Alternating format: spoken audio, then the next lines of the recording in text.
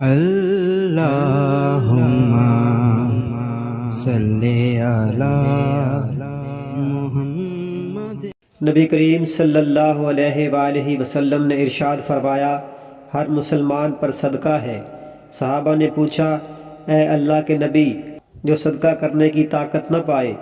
فرمایا، وہ اپنے ہاتھ سے کام کرے، اپنے آپ کو بھی نفع پہنچائے اور صدقہ بھی کرے۔